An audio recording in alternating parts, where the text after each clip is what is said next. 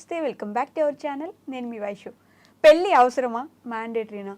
పెళ్ళి ఎందుకు చేసుకోలేదు? 23 సంవత్సరాలు వచ్చాయంటే అక్కడి నుంచి మొదలు పెడతారు. ఇంకా పెళ్లి చేసుకోవట్లేదు, చూడట్లేదు సంబంధాలు, మ్యాండేటరీనా, అవసరమా, లేకపోతే సమాజం కోసం చేసేసుకోవాలా?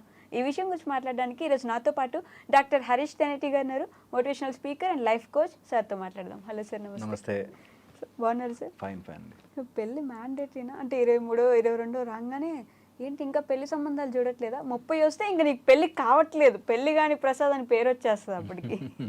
పెళ్ళి ఏదో మ్యాండేటరీ, మనం ఖచ్చితంగా పెళ్లి చేసుకోవాల్సిందే అని ఒక ముద్ర ఎందుకు పడిపోయింది? అది రాంగ్ అండి. అంటే ఖచ్చితంగా చేసుకోవాలని లేదు. Okay, number 1 very very important.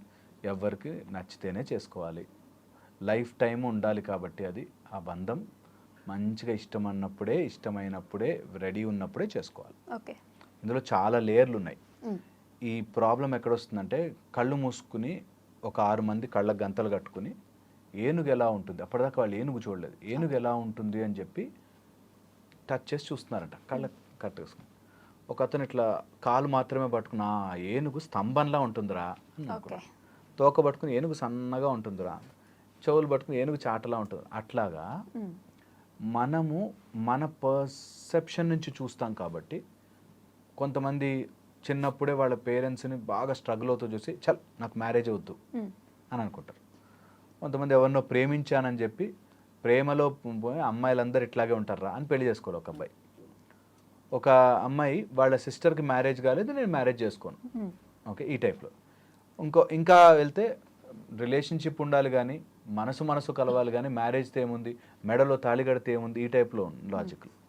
కొంతమంది ఏంటంటే నేను కొన్ని రోజులు డేటింగ్ చేసి కొన్ని రోజులు వాళ్ళతో ఇంట్లో గడిపేసేసి లివ్ ఇన్ రిలేషన్షిప్స్లో ఉండి తర్వాత చూసుకుందాం మ్యారేజ్ అనేటట్టు తయారు. సో ఎవరు వాళ్ళ విజన్ నుంచి చూసి, మొన్న ఈ మధ్య నన్ను ఒక డిబేట్కి కూడా పిలిచారు. సార్ మీరు యూత్ని మోటివేట్ చేసి చెప్పాలి సార్. నేను ఫస్ట్ థింగ్ యూత్కి అన్నీ తెలుసు, యూత్ని మోటివేట్ చేయాల్సిన పని లేదు. ఎందుకంటే దీస్ ఆర్ ఆల్ వీళ్ళందరినీ రుద్దేసి మైండ్లో నేను చెప్పిందే కరెక్ట్ అనే దాంట్లో జరుగుతున్న మోసాలు ఇవన్నీ. ఇప్పుడు యూత్ సఫర్ అవుతున్న వెరీ మేజర్ థింగ్ ఏంటంటే, నాకు తెలిసినదే కరెక్ట్, దానికో లాజిక్ ఉంటుంది, ఆ లాజిక్ వెనకాల ఒక స్ట్రాంగ్ రీజనింగ్, అండ్ ఆ రీజన్ వల్ల నేను ఇలా ఉన్నాను. మీరు మ్యారేజ్ చేసుకున్నారు, ఏమైంది, దానివల్ల ఏం సంపాదించారు, ఏం సాధించారు అనేటట్టుగా రాంగ్గా ప్రొజెక్ట్ చేస్తారు. ఓకే, సో ఎందుకు అసలు మ్యారేజ్ అంటే, ఫిజికల్ నీడ్స్కి, ఎమోషనల్ నీడ్స్కి ఒక there should be some discipline in whatever we are doing as a human. మనం ఏది చేసినా ఒక డిసిప్లిన్లో, ఒక మెథడ్లో చేసుకోవాలి అన్నది ఫస్ట్ నుంచి వస్తుంది. బట్టలు వేసుకోవాలి, ఓకే, ఆఫీస్కి వెళ్తే ఇలా రెడీ అవ్వాలి, ఏదైనా ఫంక్షన్కి వెళ్తే ఇలా వెళ్ళాలి అని ఎవరు చెప్పారు? నేను ఎలాగైనా వెళ్తా ఫంక్షన్కి, నా బాడీ నా ఇష్టం అని వెళ్ళచ్చు. కానీ అక్కడికి వెళ్తున్నాం కాబట్టి, మనం ఒక సొసైటీలో ఉన్నాం కాబట్టి, ఈ సొసైటీకి కొన్ని నియమాలు ఉండుండొచ్చు కదా, ఆ నియమాలకు తగ్గట్టుగా నేను ఉంటాను అని అనుకోవడం ఒక సామూహిక ఒప్పందం. ఇట్స్ జస్ట్ దట్ ఓకే, నాకు ఫిజికల్ నీడ్ వచ్చింది, నేను ఎవరి మీద పడితే వాళ్ళ మీదకి వెళ్ళిపోను, నేను మ్యారేజ్ చేసుకుంటాను, ఆ మ్యారేజ్కి నాకంటూ ఒక ఫ్యామిలీ ఉంటుంది అనే దాంతో కాన్సెప్ట్ అన్నమాట. సో ఇది కంపల్సరీగా మ్యాండేటరీగా చేసుకోవాల్సిన మ్యారేజ్ అని కాదు. బట్ మ్యారేజ్ని హేట్రెడ్తో వద్దనకూడదు. అప్పుడెప్పుడు మా అక్కకి అట్లా జరిగింది, నేను మా పక్కింటి వాళ్ళని చూశాను, అందుకని మ్యారేజ్ వల్ల ఏం లాభం లేదు, వద్దు అని ఎవ్వరూ చెప్పకూడదు. ఎందుకు, మ్యారేజ్లో చాలామంది కలిసిమెలిసి అన్యోన్యంగా ఫ్యామిలీ చాలా బాగున్న వాళ్ళు ఉన్నారు. ఓకే, ఇది ఒక ఆస్పెక్ట్. సో హేట్రెడ్తో వద్దనొద్దు మ్యారేజ్. తెలియకుండా, అసలు అదేంటో తెలియకుండా వద్దనకూడదు మ్యారేజ్. సెకండ్ వచ్చేసి, అట్ సర్టన్ ఏజ్లో మనకి నాకు చాలు, నేను మస్తున్నా, నా లైఫ్ నాకు చాలా అన్నీ చేసుకోగలను అని అనిపిస్తుంది. ఓకే, కొంత ఏజ్ మీదకి వస్తున్న కొద్దీ మన వాళ్ళు అంత ఫూలిష్గా మ్యారేజ్ వ్యవస్థ అని పెట్టుండరుగా, అంత ఫూలిష్గా పెళ్లి చేసుకోవాల్సిందే లేకపోతే చచ్చిపోతాం అని అయితే పెట్టుండరుగా. బట్ దెర్ విల్ బి కొంచెం ఏజ్ వచ్చాక మనకు చాలా మన మీద రెస్పాన్సిబిలిటీ పెరుగుతుంది, బాడీ వీక్ అవుతుంది. సో అలాంటప్పుడు ఒక ఫ్యామిలీ, మనకంటూ ఒక భార్య భర్త ఇలా ఉంటే there are so many needs that get exchanged. Okay, దానివల్ల కూడా ఒక ఫ్యామిలీ. అండ్ ఎప్పుడైనా నాకంటూ ఒక భార్య, నాకంటూ ఒక భర్త ఇట్లా ఉంటే దట్ ఫ్యామిలీ ఫీలింగ్ చాలా నీడ్స్ని ఫినిష్ చేస్తుంది. ద హైరార్కీ ఆఫ్ నీడ్స్ అని మన బాడీ ఫిజికల్ గాను, ఎమోషనల్ గాను, సోషల్ గాను, సెక్యూరిటీ వైజ్ ఇట్లాగా అన్ని రకాలుగా సెటిల్మెంట్ కోరుకుంటుంది. నిజంగా మీరు నమ్మరు, మైండ్ ఎప్పుడైతే సెటిల్డ్గా ఉండదో you will be in always in trouble అంటాం. అందుకని ఓకే నాకు మ్యారేజ్ అయిపోయింది, నేను ఇంటికి వెళ్ళాలి, ఆర్ నా వైఫ్ ఉంది, నాకు నాకంటూ ఒక కుటుంబం ఉంది అనే వాళ్ళ మైండ్ సెట్ థింకింగ్ ఒక వేలో వెళుతుంది. ర్యాండమ్గా ఉన్న వాళ్ళకి నేను ఏదైనా చెయ్యొచ్చు అనేది, కొంత అవగాహన ఉన్న వాళ్ళకి ఫ్రీడమ్, బట్ అవగాహన లేని వాళ్ళకి అది విచ్చలవిడితనం అయిపోయే ఛాన్స్ ఉంటుంది. ఓకే, అందుకోసమే యాజ్ ఎ హ్యూమన్ ఆ విచక్షణ ఉండాలి. దట్ నేను I should not behave randomly. నేను ఏది పడితే అది చెయ్యకూడదు. నాకు కోపం వచ్చింది ఇవన్నీ బదులు కొట్టను నేను. నాకు ఒక మెథడ్ ఉంటుంది. నాకు ఆవేశం వచ్చింది, నాకు వచ్చింది, ఫాస్ట్గా కార్ నడిపే సిగ్నల్ జంప్ చెయ్యను నేను. I have that limit. Even though నాకు అర్జెన్స్ ఉన్నా నేను ఆగుతాను. అట్లాంటి కొన్ని పద్ధతులు పెట్టుకున్నాం అంతే తప్పితే అది కంపల్సరీ కాదు. రెడ్ సిగ్నల్ దగ్గర జంప్ చేసిన అంతమంది వెళ్ళి గుద్దేరు, బట్ రెడ్ సిగ్నల్ జంప్ చేయకూడదు. Is as simple as that. అలాగా ఒక మ్యారేజ్ అనేది నీకు ఏదైనా నీడ్ ఉంటుంది కాబట్టి దానికి ఇలా ఇలా ఇలా ఒక ప్రాసెస్లో చేసుకో. ఈ ప్రాసెస్ వల్ల నీకు జన్మలుగా ఒక భార్య అనేది, నీ లైఫ్లోకి వచ్చే ఒక భార్య అనేది జన్మలుగా లింక్ ఉంటుంది. అందుకే మనకి రుణానుబంధ రూపేణ పశుపత్ని అంటాం. ఓకే, మన లైఫ్లోకి వచ్చే యానిమల్స్ ఏవైనా సరే, or wife and husband relationship కానీ రుణము రూపంలో వస్తుంది. ఆ రుణము తీర్చుకోవడానికి సంసారంలోకి ఎంటర్ అవుతాం. చిన్నప్పుడే సన్యాసం తీసేసుకుని వెళ్ళిపోవడం వేరే, కానీ నీకు జనరల్గా బ్రహ్మచర్యము, గృహస్థ, వానప్రస్థ, తర్వాత సన్యాసం అనేది ఒక సీక్వెన్షియల్ ఆర్డర్లో పెట్టి అందులోకి వెళ్ళి అక్కడ బాధ్యతలు ఫినిష్ చేసుకుని దెన్ యూ గో టు సన్యాస. అట్లాగా. సో నిజంగా మెంటల్ మెచ్యూరిటీ వచ్చి నాకు ఇంకా వేరే వ్యక్తితో అవసరము లేదు, ఐఎమ్ ఫుల్లీ కంటెంటెడ్ ఇన్సైడ్ అనే ఆలోచన విధానం వేరు. ఓకే, నా శరీరాన్ని వ్యాపారం చేసుకుంటా అనేటట్టుగా ఉండడం మాత్రం వేరు. ఓకే, మంచి అవగాహన వచ్చింది. నాకు వైఫ్తో సంబంధం లేదండి, నేను I'm happy with in my self. It's a great state. నిజంగా చాలామంది సన్యాసులు అట్లాంటి వాళ్ళు, నాకు ఇంకొక శరీరముతో నా ఆనందాన్ని పొందాల్సిన పని లేదు నాకు. నేను ఐఎమ్ ఆల్వేస్ సచ్చిదానందంగా, నేను నాలో నేను హ్యాపీగా ఉండగలుగుతాను, నాకు ఏ నీడ్ లేదు అనుకునేవాళ్ళు వెరీ గుడ్, కంపల్సరీ. కానీ దాన్ని నేను బాధ్యత తీసుకోలేను ఇప్పుడు, నాకు ఇంక మ్యారేజ్ నా అబ్బో అవన్నీ బాధ్యతలు నాకు వద్దు అనేటట్టుగా నేను ఇష్టం వచ్చినట్టుగా ఎక్కడికంటే అక్కడికి పోవచ్చు కదా. మొన్న ఈ మధ్య ఎట్లా ఇలా మాట్లాడుతుంటే, వంట కావాలంటే భార్య ఎందుకు, హోటల్లో తెచ్చుకోవచ్చు, ఇంకేమైనా కావాలంటే భార్య ఎందుకు, అక్కడికైనా వెళ్ళచ్చు, లేకపోతే నాకు నేను సంపాదించుకున్నంత నేనే తినచ్చు, ఇంకెవరికి పెట్టనవసరం లేదు, ఈ టైప్లో నేను సంపాదించిన భార్యకి ఎందుకు పెట్టాలి, ఈ టైప్లో సమ్ డిస్కషన్స్ అవుతాయి. ఏదో మాట్లాడాలి అంటే మాట్లాడాలి అన్నట్టు. అలాగా హేట్రెడ్ ద్వారా వద్దనుకోకండి. మ్యారేజ్ చేసుకుని ఒక మంచి ఫ్యామిలీ, ఆ ఫ్యామిలీ లైఫ్ని ఎంజాయ్ చేయండి, దెన్ స్లోగా ఇద్దరు కలిసి క్రతువులు చేయండి. అట్లా మనకు ఒక ప్రాసెస్ పెట్టారు. It is not just simply నువ్వు ర్యాండమ్గా ఉండిపోని. సో అందుకని దీన్ని ఒక వ్యవస్థలాగా చేసి, మ్యారేజ్ వ్యవస్థ, దీనిలో తప్పులు చేసేవాళ్ళు, దాన్ని వాడుకుని మేల్ డామినేట్ చేసేవాళ్ళు ఓ మస్తు మంది ఉన్నారు, లేరని చెప్పట్లేదు. కానీ మ్యారేజ్ అనేది ఒక పక్కడ్బందీ వ్యవస్థ టు కంట్రోల్ యువర్ మైండ్. చాలా మైండ్ని కంట్రోల్ చేయడానికి నేను ఏది పడితే చేయను, అసలు నాకు కుటుంబం ఉంది, నాకు పిల్లలు ఉన్నారు, పెళ్ళాం ఉంది, భర్త ఉన్నాడు, I have a system to live on అనేది ఒక మనిషిగా చాలా అవసరం. మైండ్ని సేన్ ఉంచుతుంది, లేకపోతే ఇన్సేన్ అయిపోతాం. ఓకే, అది అందరికీ కాదు నేను అంటుంది. నిజంగా మెంటల్ మెచ్యూరిటీ ఉంది బాగా, దట్ నాకు అవసరం లేదు, I don't need anyone out side అని అనిపిస్తే వెరీ గుడ్. లేదట్లా కాకుండా నాకు బాధ్యతలు వద్దు కాబట్టి నేను ఎట్లుంటా, నాకు ఇవన్నీ నేను డబ్బులు ఖర్చు పెట్టను, నా డబ్బులు నాకే కావాలి, ఇలాంటి వాటితో వెళ్ళకండి. ఇదంతా వెస్టర్న్ ఇన్ఫ్లుయెన్స్డ్ అండ్ సగం తెలివితో వస్తుంది అక్కడ. దాని తర్వాత ఎలా అయిపోతుందంటే ఒక స్టేజ్ వచ్చాక ఎవడో ఒకడు ఉండాలి కదా అని చెప్పి లైఫ్లో యాక్సెప్ట్ చేసి అట్లాగా you will mess up things. And ఒక ఇంపార్టెంట్ పాయింట్ ఇక్కడ చెప్తాను, ఏ వయసులో ఆ ముచ్చట జరగాలి, జరిగితే కొంచెం మనకు ఒక ఆర్గనైజ్డ్గా వెళ్తుంది. ఇప్పుడు నేను అలా ఆర్గనైజ్డ్గా వెళ్ళకపోతే ఛాన్సెస్ ఆఫ్ ఖయాస్ ఎక్కువ ఉంటుంది. సపోజ్ ఫర్ ఎగ్జాంపుల్ 45 yearsకి రియలైజ్ అయ్యారు వాళ్ళు మ్యారేజ్ చేసుకోవాలి అని, అప్పటిదాకా నాకు అవసరం లేదు అనుకున్నారు, బట్ 45 years కానీ 45 yearsకి మ్యారేజ్ చేసుకోవాలంటే 42, 43 వయసు వచ్చిన వాళ్ళంతటి వరకు అలాంటి వాళ్ళు దొరుకుతారు. 20 years అబ్బాయి అమ్మాయి అయితే దొరకరు. సో 43 వరకు వాళ్ళు కూడా వెయిట్ చేశారంటే వాళ్ళకి అంత మెంటల్ మెచ్యూరిటీ ఉండాలి, లేదంటే వాళ్ళు ఆల్రెడీ ఎక్కడో ఫెయిల్ అయిపోయో, లేకపోతే వాళ్ళని రిజెక్ట్ చేసో, లేకపోతే వాళ్ళు ఏదో నార్సిస్టిక్ ఉండో అలాంటి వాళ్ళు దొరకాలి.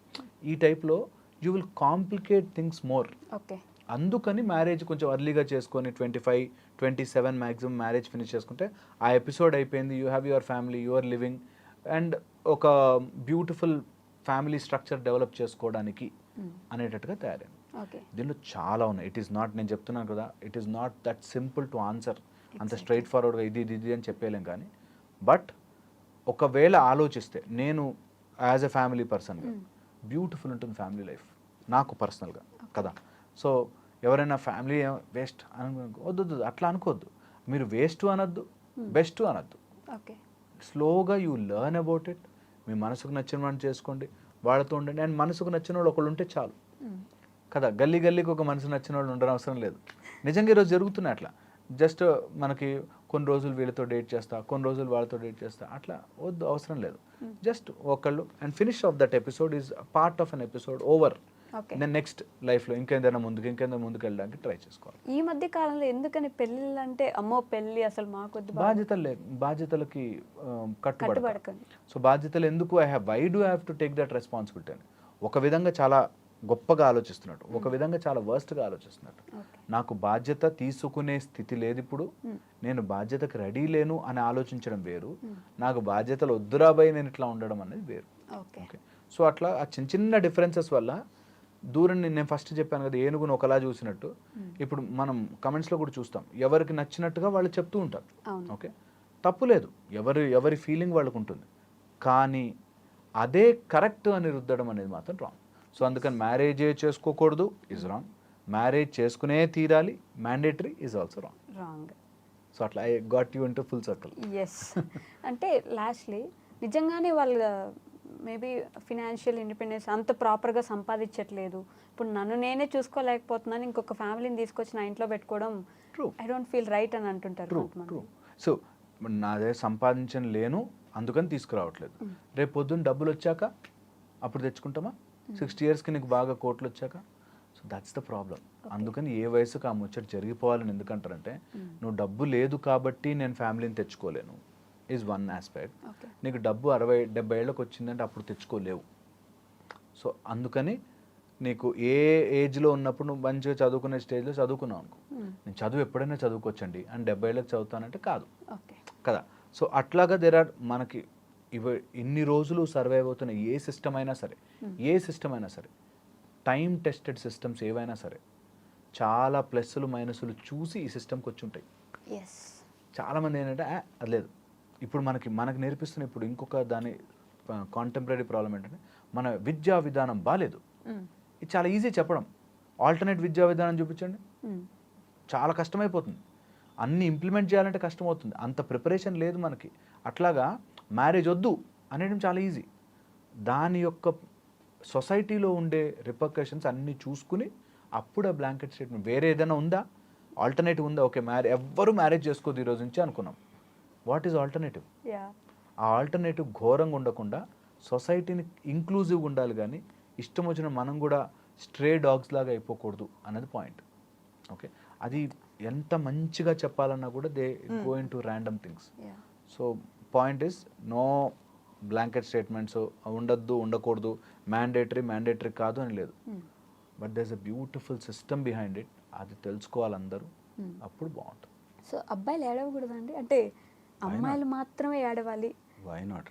మనం సొసైటల్గా అబ్బాయిలని అట్లాగా చేసాం, లాట్ ఆఫ్ ప్రెషర్. నిజంగా చెప్తున్నాను, మా దగ్గరకు వచ్చేవాళ్ళు ఎంతమంది males suffer just to carry with the life, అట్లా తట్టుకుని నిలబడతారు. అసలు కొంతమందిని చూస్తే నిజంగా సెల్యూట్ కొట్టాలనిపిస్తుంది. వాళ్ళకు ఉండే ప్రెషర్స్కి దే స్టిల్ స్మైల్ చేస్తూ వాళ్ళ జీవితాన్ని అట్లా మోసుకుంటూ వెళ్తారు. అటు వైఫ్ సైడ్ నుంచి టార్చర్ ఉంటుంది, ఇన్లాస్ సైడ్ నుంచి టార్చర్ ఉంటుంది. మీరు నమ్మరు, అబ్బాయిలకి ఇన్లాస్ సైడ్ నుంచి టార్చర్ ఉంటుందండి. ఇప్పుడు నార్మల్గా అమ్మాయిలకి అత్త నుంచో ఒక మామ నుంచో ఏదో టార్చర్ ఉందో ఇన్లాస్ సైడ్ నుంచి, అబ్బాయిలకి ఈ రోజుల్లో ఇన్లాస్ సైడ్ నుంచి టార్చర్. ఓకే, అండ్ అట్లా ఎన్ని తీసుకున్నా సరే, ఆఫీసుల్లో ప్రెషర్ కానీ, లేకపోతే ఇంట్లో పిల్లల బాధ్యతలు కానీ, వైఫ్ అండ్ హస్బెండ్ విషయాలు కానీ, తర్వాత అక్కడ అపార్ట్మెంట్స్లో ఉండే ఎన్ని రకాలుగానో ప్రెషర్ వస్తుంది అండ్ సమ్టైమ్స్ దే అట్లా బ్రేక్ అయిపోతారు. కానీ ఒక అబ్బాయి ఏడుస్తాడా అనే ఒక జస్ట్ సొసైటల్ ఒక నామ్ కోసం ఏడుపు కంట్రోల్ చేసుకుని ఉంటారన్నమాట. నిజంగా క్లినికల్గా చూస్తే crying is a great emotional relief. ఏడిస్తే చాలా ఎమోషన్స్ బర్స్ట్ అయిపోతాయి అండ్ దాన్ని ఎమోషనల్ కెథరిసిస్ అంటారు. వేర్ లోపల లాట్ ఆఫ్ ఎమోషన్ ఉండి ఉండి ఉండి ఏడిస్తే చాలా రిలీఫ్ అయినట్టుగా ఉంటుంది. ఓకే, ఇట్స్ సైంటిఫిక్ ఫిలాసఫీ, అది సైంటిఫిక్ లాజిక్ అది. ఓకే, సో పాయింట్ ఏంటంటే అసలు ఏ విషయమైనా ఎవరైనా ఏడవచ్చా, అబ్బాయిలు కానీ అమ్మాయిలు కానీ. మనం ప్రయారిటీగా అబ్బాయిలకు పెడుతున్నాము, బట్ అసలు ఏడవచ్చా అనేది చాలా చాలా ఇంపార్టెంట్. ఏడుపు is considered as a highest emotion. Okay, ఎవరి కోసమైనా కన్నీరు కార్చడం అనేది highest form of emotion. So దానిని మీరు దేనికోసం వాడుతున్నారు అన్నది మైండ్లో పెట్టుకోవాలి. ఓకే, ఎవరైనా కానీ ఈరోజు నుంచి అమ్మాయిలు చూసినా అబ్బాయిలు చూసినా అసలు ఏ విషయాన్నైనా అంత ఏడ్చేసే అంత సీన్ ఆ విషయానికి ఉందా అనేది ఆలోచించుకోవాలి. ఇది అబ్బాయిలు తొందరగా యాక్చువల్ గ్రహిస్తారు. దట్ దేనికైనా సరే అరే ఏం కాదు బై ముందుకెళ్దాం అనే ఒక ఈజ్ యాటిట్యూడ్తో ఉంటుంది కాబట్టి చాలా మటుకు తట్టుకుంటారు. బట్ అదే పెట్టుకుని ఇంకా ఎంత బర్డెన్ అయినా వేయడం, ఎంత లోడ్ అయినా తీసుకునేటట్టుగా తయారు చేస్తారు. బట్ మనం ఏడుస్తున్నాము అంటే నిజంగా ఆ ఏడ్చే దానికి అంత వర్త్ ఉండేటట్టు అయితేనే మన ఎమోషన్ని మనం కన్నీటి ద్వారా బయటకు పెట్టాలి. ఓకే, లేకపోతే చాలా మటుకు ఆ ఎమోషన్ని లోడ్ చేసి లోడ్ చేసి లోడ్ చేసి మన లోపల భారం అయిపోతుంది. అండ్ అది ఇంకొక ఫార్మాట్లో బయటకు వస్తుంది. మనం కన్నీళ్ళ ద్వారా బయటకన్నా పోవాలి, లేదా కోపంగానో ఆవేశంగానో సమ్ కైండ్ ఆఫ్ హ్యాబిట్స్ గాను బయటకు వెళ్తుంది. Any stored up emotion, any stored emotion తీసుకోండి, ఎనీథింగ్. ఓకే, అది ఖచ్చితంగా ఒక రూపంలో మన శరీరం నుంచి బయటకు వస్తుంది. అది నువ్వు ఈజియెస్ట్ ఫార్మాట్లో బయటకు పెట్టుకుంటే better. Crying is a hardest format. Okay, ఏడుపు అనేది నిజంగా నీ లోపల చాలా జరిగి జరిగి జరిగి జరిగి బర్స్ట్ అవుట్ అయ్యి ఏడుపు రావాలి, కానీ ప్రతి దానికి ఏడవడం is not an option. Okay, ప్రతి దానికి చిన్న చిన్న విషయాలకు ఏడు. సో ఏడుపు అనేది చాలా ఇంపార్టెంట్, నెంబర్ 1. అండ్ అది ఎలాంటి ఫీచర్స్లో పెడుతున్నాం, ఎలాంటి వాటికి. నిజంగా బాగా వెరీ క్లోజ్ మనిషి మన నుంచి దూరం అయిపోయాడు, డెఫినెట్లీ ఏడుపు వస్తుంది, ఒకటి తెలియని ఎమోషన్ వస్తుంది. అట్లా వెరీ రేర్ మూమెంట్స్లో మన ఏడుపు అనేది అవసరం. అంతకు మించి ఏది. సో ఏడుపు ఈజ్ అ హైయెస్ట్ ఎమోషన్. దానికి తగ్గట్టుగా నేను ఎమోషన్ని దాచిపెట్టుకోను. ఏ ప్రాబ్లం వచ్చినా సరే ఆ ఎమోషన్ ఆ రోజు క్లియర్ చేసేసుకోండి. ఇది మేము ఎప్పుడు నేర్పిస్తాం, దట్ యూ స్టోర్ ఎమోషన్. ఆ ఎమోషన్ని నీకు ఎక్స్ప్రెస్ చేసే విధానం రాకపోయేసరికి అది బాడీ అంతటినీ విషం చేసేస్తుంది. సో ఎనీ ఎమోషన్, నీకు కోపం కావచ్చు, ఎవరి మీద జెలసీ కావచ్చు, మనకి తెలియకుండానే మన లోపల బాధ కావచ్చు, అరే నాకు ఆపర్చునిటీ రాలేదని ద పర్సీవ్డ్ ఇన్ఈక్వాలిటీ అంటాం. అంటే నా బాస్ నాకంటే పక్కనోడికి ఎక్కువ ప్రయారిటీ ఇస్తున్నాడు అనే ఒక పర్సీవ్డ్, నిజంగా బాస్కు ఉండొచ్చు ఉండకపోవచ్చు, బట్ ఆ పర్సీవ్డ్ ఇన్ఈక్వాలిటీస్లో కూడా ఎమోషన్స్ దాచుకుంటాం. ఓకే, ఆ స్టోర్డ్ ఎమోషన్స్ని ఎప్పుడూ ఉంచకూడదు. బేసిక్గా అంటే ఇందాక మీరు అన్నట్టు అలాంటి సిచ్యువేషన్స్లో కూడా, ఫర్ ఎగ్జాంపుల్ రఘువరన్ బీటెక్లో వాళ్ళ మదర్ చనిపోతే ఆయన కామ్గా కూర్చుంటాడు, ఏడవడు. నా వల్లే జరిగిపోయింది, అందుకే ఇట్లా జరిగింది అనే ఒక బాధతోటి అలా కూర్చొని ఉంటాడు. చాలా రోజులు దాచిపెట్టుకొని ఎప్పుడో ఒక రోజు ఏడుస్తాడు. అలా కూడా ఏడవకుండా ఉండే వాళ్ళు ఉండిపోతారు కదా. అంటే లోపల ఎమోషన్ ఉంది, బయటకు బలవంతంగా ఏడుపు కాపుకోవడం ఇస్ రాంగ్ అంటున్నా. నీకు ఎమోషనే లేదనుకో, సో చిన్న చిన్న విషయాలకి ఎమోషనల్ అవ్వాల్సిన అవసరమే లేని దానికి ఏడవడం వేరు. ఓకే, చిన్నగా ఏదో దెబ్బ తగ్గింది అబ్బా అని ఏడుస్తూ కూర్చున్నాను, that is senseless. At the same time నాకు చాలా ఎమోషన్ ఉంది కానీ ఏడవను ఈజ్ అ రాంగ్ థింగ్. అలా ఎప్పుడు చేయకూడదు. అండ్ ఏడుపు వచ్చేంత సీన్ ఉంటే హ్యాపీగా ఏడవచ్చు, ఏం వీక్నెస్ కాదు. ఏ అబ్బాయికి కూడా అయ్యో ఏడిస్తే వాడు వీక్ ఫెలో అని కాదు. అసలు ఎక్కడ మొదలైందంటారు సార్? నిజంగా ఎవరు స్టార్ట్ చేశారు? Very wrong thing. అబ్బాయిలు ఎందుకు వచ్చిందంటే మ్యాస్కులనిటీని చాలా బ్రేవ్గా ధైర్యంగా ఏడుస్తావా చిన్న అమ్మాయిలాగా అనేటట్టుగా తీసుకొచ్చారు. గాజులు దొరుకుని కూర్చున్నావా, ఏడుస్తావా, నువ్వు చీర కట్టుకోరా, ఈ టైప్లో అమ్మాయిలు ఏడుస్తారు, వీక్గా ఉంటారు. అబ్బాయిలు అంటే మ్యాస్కులనిటీ అనేటట్టుగా చూపిస్తారు. ఆల్ఫా మేల్ వచ్చిన తర్వాత మరి ఎక్కువైపోయింది. ఇది ఇప్పటిది కాదు, ఎప్పుడు స్టోయిక్ ఫిలాసఫీ ఇది. స్టోయిసిజం ఉన్నప్పటి నుంచి ఉంది, లాంగ్ ఎగో. దట్ అబ్బాయిలు ఎప్పుడు మస్కులర్ ఉండాలి, స్ట్రాంగ్ ఉండాలి, చిన్న చిన్న వాటికి భయపడకూడదు, అండ్ అమ్మాయిల్ని డామినేట్ చేయాలి. ఈ టైప్లో mentality is from way long, ఎప్పటి నుంచో వచ్చింది అది. ఓకే, ఇది మ్యాస్కులైనిటీకి ఏడుపుకి లింక్ పెట్టారు. నువ్వు కూర్చుని ఏడుస్తావా, యుద్ధం చేయి, ఫైట్ చేయి, ఆ టైప్లో. అది ఈ రోజుల్లో it's not relevant. Yes, okay, first. Second వచ్చేసి నిజంగా ప్రతిదానికి ఏడుస్తున్నావు అంటే నిజంగా ఏదో ప్రాబ్లం ఉంది. అది అమ్మాయికి అబ్బాయికి అని కాదు, దేనికి కూడా అంతే సీన్ ఇవ్వకూడదు. ఓకే, చాలా ఇంపార్టెంట్. అండ్ ఎప్పుడైనా ఇట్లాంటి ఎమోషనల్ స్టోరేజ్ అవుతున్నప్పుడు నువ్వు దేనికో అంత బాధపడిపోతున్నావు ఏంటి అనేది ఎంక్వైరీ చేయడం రావాలి. ఓకే, మనం క్రై చేసినప్పుడు ఆ ఏడ్చి that releases emotions and normal అయిపోయామని అనుకుంటాం. సో చాలా ఇంట్రికేట్గా పట్టుకుంటే అసలు ఏదైనా నన్ను ఎందుకు ఎఫెక్ట్ చేస్తోంది అనేది చాలా ఇంపార్టెంట్. ఒక గర్ల్ ఫ్రెండ్ వదిలేసింది. ఒక 4 years బ్యాక్ వరకు అమ్మాయి లేదు, నువ్వు హ్యాపీగా ఉన్నావు, బతికావు. 4 years నీ లైఫ్లో ఒక్కొక్కరు జాయిన్ అయ్యారు. మళ్ళీ అమ్మాయి వెళ్ళిపోయింది, నీకేం కాలేదు అక్కడ, nothing happened. Something he's come, something he's gone. నువ్వు మధ్యలో ఉండి అదంతా ఎమోషనల్లీ దాచిపెట్టుకున్నావు కాబట్టి బాధ. సో ఎనీ బాధ నువ్వే తయారు చేసుకుని, నువ్వే ఆ ఇమేజ్ క్రియేట్ చేసుకుని, నువ్వే దానికి డ్యామేజ్ అయినట్టు ఫీల్ అయ్యి ఏడుస్తావు. ఎనీథింగ్ తీసుకోండి, ఎనీథింగ్ ఈ ప్రపంచంలో ఏమీ లేకుండా వచ్చాం, ఒక ఇల్లు కట్టుకున్నాం, ఆ ఇల్లు ఏదో పోయింది, ఏడుస్తాం కూర్చొని. అరే ఏం లేకుండా వచ్చాం రా, వీ కేమ్ విత్ ఎంటీ హ్యాండ్స్తో పోతాం, ఏం తీసుకుపోము. దానికి ఏడవాల్సినంత సీన్ లేదు. అంటే కష్టపడి ఇల్లు కట్టుకున్నాను, లేకపోతే నా గర్ల్ ఫ్రెండ్తో నాకు అన్ని ఎమోషన్స్ ఉన్నాయి అంటే మళ్ళీ కష్టపడి మళ్ళీ ఇల్లు కట్టుకో, మళ్ళీ ఆమె కాకపోతే ఇంకొక లైఫ్లో ఇంకా చాలామంది వస్తారు. As simple as that. నీ ఏడిచినంత మాత్రాన ఏదైనా రిటర్న్ వస్తుంది అంటే అందరం కలిసి ఏడుద్దాం సామూహికంగా, రాదు. చాలా చాలా ఇంపార్టెంట్. సో అందుకని ఆ ఎమోషన్ని తీసుకోనవద్దు, ఆ తీసుకున్న దానికి బాధపడవద్దు. ఎందుకు వద్దు అంటున్నానంటే you will start generating lot of negative hormones, lot of bad things in your body. Chemically చాలా అదైపోతాం, ఎమోషన్ దాచిపెట్టి విషం అయిపోతాం బాడీ అంతా. So never do that.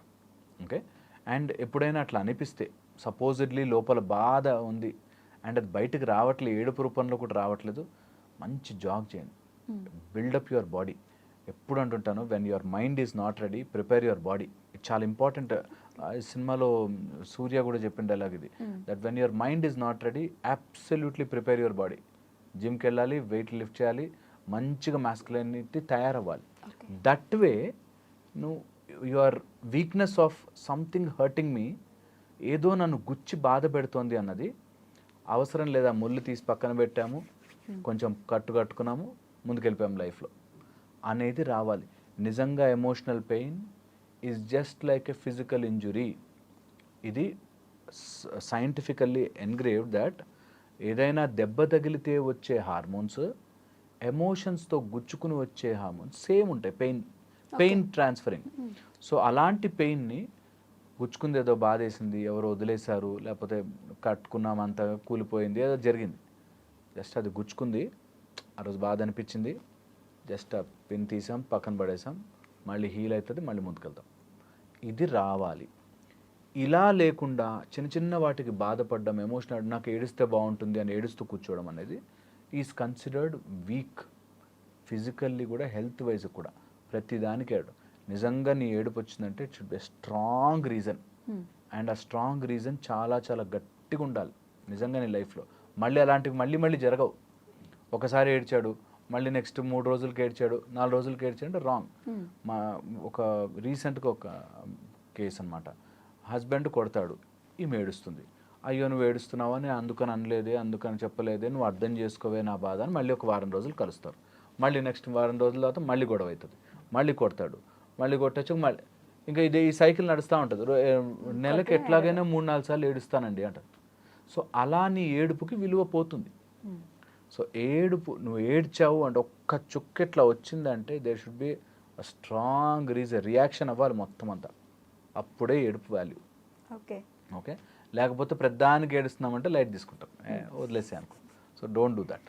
And final point చెప్తాను మీకు, ఎప్పుడైనా ఇట్లా ఎమోషన్ స్టోర్ అయ్యి నీకు ఏడుపులాగా వస్తుంది అంటే, ఓకే, ఏడుపులాగా వస్తుందంటే identify what is causing it, అంటే నీకు అంత బాధ కలిగేది ఏది ఉంది, అండ్ నీ లోపల ఆ ఏదైతే image what you have prepared, self image అంటాం, అంటే నేను ఇన్ని రోజులు నమ్మాను, మోసపోయాను అని ఏదైతే ఉందో, నేను ఎందుకు మోసపోకూడదు, నేనేమన్నా స్పెషల్ అవతారమా, నేనేమన్నా మోసపోతాం, అందరూ మోసపోతారు, సో వాట్ అనే ఒక విచక్షణ తెచ్చుకుని బాగా నమ్మాను, క్లోజ్ అయ్యాను, ఎస్ లాస్ట్, ఫీల్ బ్యాడ్, ఒకరోజు ఏడుపు వచ్చింది, కళ్ళలో నీళ్ళు వచ్చాయి, ఓకే, దాన్ని వెంటప్ చేసేసుకుని ఎండ్ చేసేయాలి. ఒకసారి ఏడుపు ఏదైనా వచ్చింది, ఫినిష్, ఇంకా మళ్ళీ ఏడవకూడదు, ఓకే, ఫినిష్డ్ ఆఫ్. లాస్ట్లీ ఈ విషయాన్ని కంటిన్యూస్గా అందరి ముందు ఏడవలేరు కొంతమంది. ఈ పిల్లోస్కి లేకపోతే ఇంట్లో ఉన్న బెడ్షీట్కి తెలిసినంత ఏడుపు బయట ఎవరికి తెలియదు. ఏడుస్తారా, నిజంగా ఏడుస్తాడు తను అంటారు, అంటే బయట ఎవరి ముందు నేను ఏడవలేను, నా పిల్లో ముందే ఏడవగలను. ట్రూ, అది బయట ఏడుపు నువ్వు ఎవరినో ఇంప్రెస్ చేయడానికి. ఓకే, నువ్వు ఇంప్రెస్ చేయడానికి ఎప్పుడు ఏడుపు అనే ఆయుధాన్ని వాడద్దు. ఏడుపు అనే ఆయుధము ఇంప్రెస్ చేయడానికో, లేకపోతే వాడిని చూసావా నాకు ఎంత ఎమోషన్ ఉందో అని నమ్మించడానికి వాడకూడదు. ఓకే, నీకు బాధ వేసింది, ఆ బాధ ఈజ్ వన్ ఫార్మ్ ఆఫ్ ఏడుపులా వచ్చేసింది, ఫినిష్డ్ ఆఫ్. ఒకసారి నిన్ను అంత బాధ పెట్టింది ఏది నీ జీవితంలో ఉండకూడదు. నాకు ముళ్ళు గుచ్చుకొని బాధపడుతోంది, నేను అది ఎక్కువ రోజులు అక్కడ ఉంచుకున్నాను, నా మూర్ఖత్వం అది. నాకు నొప్పి వచ్చింది, ఏడుస్తాను, కానీ అది అక్కడే ఉంది అంటే మూర్ఖత్వం, తీసి పక్కన పడేయాల్సిందే.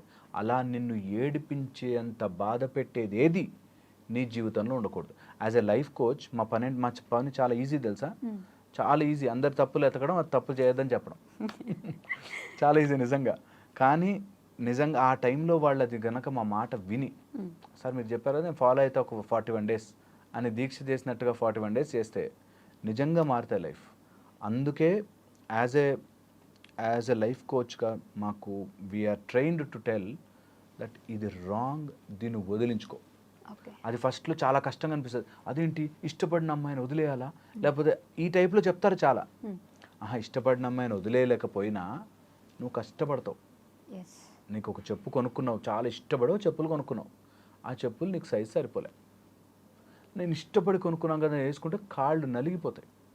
అందుకని ఇష్టపడ్డా నీకు అది లైఫ్లోకి రాలేకపోతే ప్లీజ్ వదిలేయండి, ఏం కాదు, ఇంకో చెప్పు వస్తుంది, లేకపోతే చెప్పులు లేకుండా నడవచ్చు హాయిగా. చాలా చాలా ఇంపార్టెంట్ ఇది. దీన్ని క్యారీ చేసి నేను ఈ మాట కంటిన్యూషన్ చెప్తాను. ఒక అమ్మాయి రిజెక్ట్ చేసిందని వాడు ఈ సినిమాలు చూసి అంత ఇన్ఫ్లుయెన్స్ అయ్యే బ్యాచ్ ఒకటి ఉంటే వాళ్ళ ఇష్టం అండి, వాళ్ళు ఎలాగైనా పోనండి, నేను ఒకటే అమ్మాయిని ప్రేమించాను, ఆమెతోనే ఉంటాను అని చెప్పి పెళ్లి చేసుకోకుండా కూర్చున్నాడు ఇంట్లో. నేను వెరీ వెరీ ఇంపార్టెంట్, వాళ్ళ పేరెంట్స్ కంగారు పడిపోతుంటారు, మా వాడు ఇంకా పెళ్లి చేసుకోవడా, వాడి జీవితంలో సెటిల్ అవ్వడా, ఈ టైప్లో. సో దేనికి ఆలోచనకి కూడా బానిస అయిపోయి రోజు పావుగంట ఆమెకు ఏదో ఫ్రూటీ అంటే ఇష్టం, ఆ ఫ్రూటీ డబ్బా చూడగానే ఆమె గుర్తుకొస్తుంది. ఈ టైప్లో ఇంత ఓవర్ ఎమోషనల్గా అంత అవసరం లేదు, ఈజ్ ద పాయింట్. సో అది మనం ఎమోషనల్ క్యారీ చేసుకుని అది ఏడ్చుకుని ఒక్కో సీన్ చూసినప్పుడు లేకపోతే ఆ సినిమా తనకంటే ఇష్టం అని చెప్పి మళ్ళీ ఏడుపు, ఈ టైప్లో అవసరం లేదు, is the point. Okay, okay అండి, thank you. And don't forget to subscribe to iDream. And for more videos, Please subscribe to iDream. Please subscribe to iDream. Please subscribe iDream. And please subscribe to iDream. For more videos, subscribe to iDream. please like, share, and subscribe to the channel. Congratulations, iDream. Subscribe to iDream. Subscribe to iDream. So subscribe to iDream Media. iDream ki iDream team andarki huge congratulations. Please subscribe iDream Media. Please subscribe to iDream. Subscribe iDream. Please subscribe to iDream. iDream అంటే నా కళల ఛానల్ను subscribe చేసుకున్న నోరు తిరుగుతలేదు, మీరైతే గంట గుర్తు కొట్టండి. For more such videos, please subscribe to iDream. Subscribe to iDream. Please subscribe to iDream. Please subscribe iDream Media. Please do subscribe to iDream. Please subscribe to iDream Media. For best entertainment and information, please subscribe iDream.